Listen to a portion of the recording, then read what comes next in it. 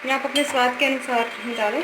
उसके बाद ये देखिए मेरा पेस्ट बन चुका है, ये फूट गया है ना, तो इसको मैं डाल दे रही हूँ। और आपको ध्यान रखना है कि इसको मीडियम फ्लेम, यानी देखिए आप 400 पे मैंने किया हुआ है, इसको मीडियम फ्लेम पे ही पकाना है, क्योंकि जितना ये धीमे आंच पे पकेगा ना उतना ही अच्छा होगा। वरना तो अगर हम तेज़ आंच पे पका दें तो ये हाई फ्लेम पर अगर हम पकाएंगे ना तो ये उतना अच्छा पकेगा नहीं। तो जितना भी ये सारे इंग्रेडिएंट्स गए हुए हैं ये अच्छे से पकना चाहिए। देखिए बिना चाय के भी बहुत अच्छा सा कलर आ जाएगा। मैंने यहाँ पे चाय पत्ती ऐड नहीं की है।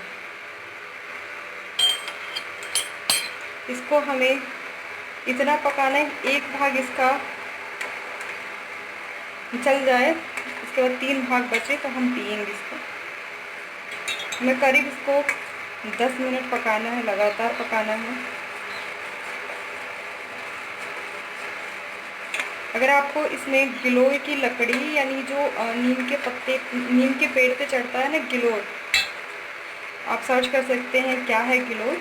अगर उसके आपको डंठल मिल जाए, उसका लता जो होती है लता, वो मिल जाए तो आप इसको कूट के ऐड कर सकते हैं, जो कि अभी मेरे पास ख़त्म हो गया है।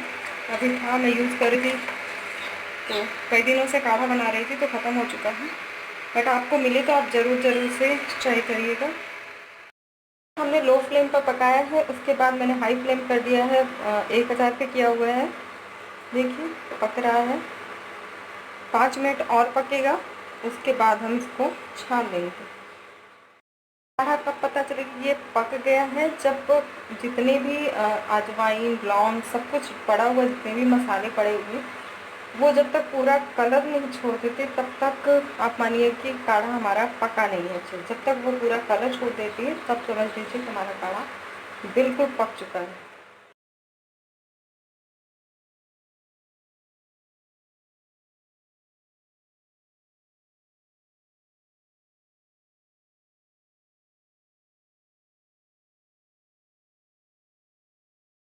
मैंने डाला था पूरा भर के पानी, इतना पका, इतना है।